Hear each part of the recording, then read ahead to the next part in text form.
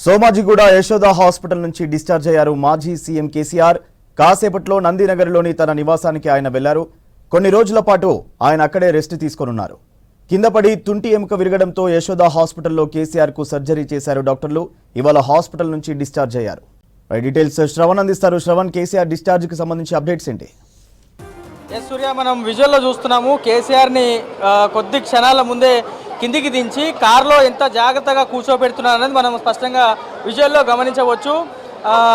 పూర్తి ఎస్కాట్, దాని తర్వాత ఇక్కడ హరీష్ రావుతో పాటు ఇతర బంధువులు అందరూ కూడా ఇక్కడ చేరుకున్నారు. కేసీఆర్ డిశ్చార్జ్ అవుతుండడంతో ఎవరిని కూడా ఇక్కడ దగ్గరికి రానివని పరిస్థితి ఉన్నది. అంటే మొన్ననే సర్జరీ అయింది, దాని తర్వాత వెంటనే ఆయన దగ్గరికి ఎవరు వెళ్ళినా ఇన్ఫెక్షన్ వస్తుందనేటువంటి సూచనలు డాక్టర్లు చేశారు. సో ఇన్ని రోజులు చాలా జాగ్రత్తగా పెట్టారు. ఇప్పుడు వెళ్ళేటప్పుడు కూడా చాలా జాగ్రత్తగా ఇంటి వరకు చేరుకోవాలి అనేటువంటి ఇన్స్ట్రక్షన్స్ డాక్టర్లు ఇచ్చినటువంటి పరిస్థితి ఉన్నది.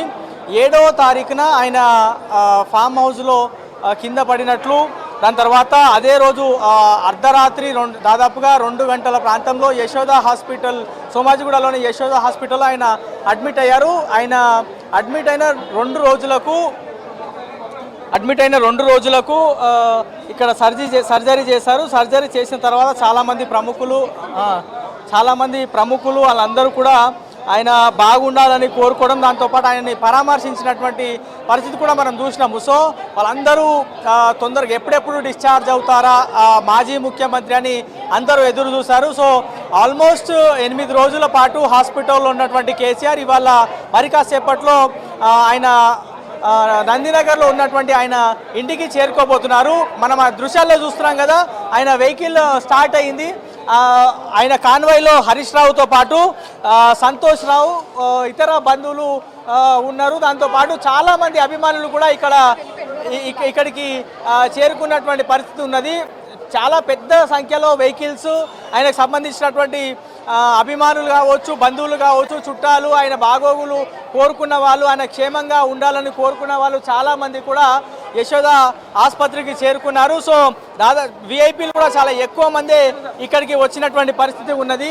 సో ఆయన కాన్వాయ్ ఏదైతే వెహికల్ స్టార్ట్ అవుతుందో ఆ వెహికల్లో దాదాపుగా 30 నుంచి 40 వెహికల్స్ ఉన్నటువంటి పరిస్థితి ఉన్నది. ఆ వెహికల్స్ అన్నిటి కూడా సీరియల్గా లైన్గా పంపించేందుకు పోలీసులు ఇప్పటికే ఏర్పాట్లు చేశారు. మాజీ ముఖ్యమంత్రి కాబట్టి దాంతోపాటు పేషెంట్గా ఉన్నారని త్వరగా ఇంటికి చేరుకోవాలనేటువంటి ఉద్దేశంతో పోలీసులు ఆల్రెడీ రూట్ని కూడా క్లియర్ చేసినటువంటి పరిస్థితి ఉన్నది. ఆయన సోమాజిగూడ నుంచి బయలుదేరిన దాని తర్వాత ఖైరతాబాద్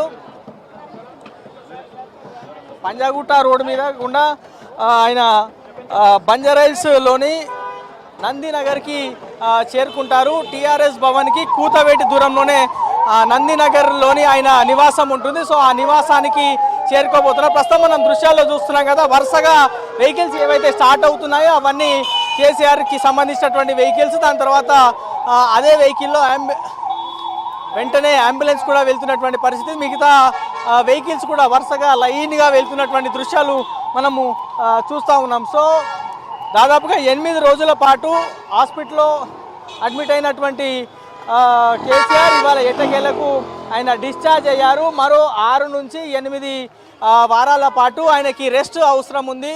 ఇంకా ఫిజియోథెరపీ చేయాల్సినటువంటి అవసరం ఉంది. ఆయన రెగ్యులర్ మానిటరింగ్ కిందనే ఆయన ఉంటారు.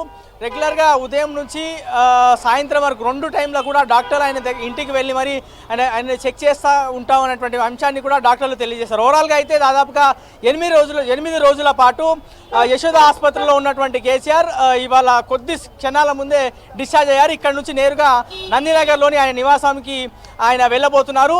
అన్ని ఏర్పాట్లు కూడా ఆయన నందినగర్లో ఉన్నటువంటి ఆ ఇంటి దగ్గర అన్ని ఏర్పాట్లు కూడా పూర్తి చేయడం జరిగింది. దాంతోపాటు రూట్ మ్యాప్ ఏదైతే ఇక్కడ నుంచి సోమాజిగూడ నుంచి నందినగర్కి వెళ్ళేటువంటి రూట్ మ్యాప్ ఉందో ఆ రూట్ మ్యాప్ మొత్తాన్ని కూడా పోలీసులు ఇప్పటికే క్లియర్ చేసినటువంటి పరిస్థితి.